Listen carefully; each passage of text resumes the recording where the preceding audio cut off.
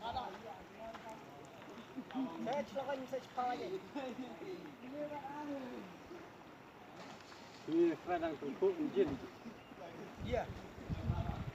Saya bilang ketemu nanti mana orang.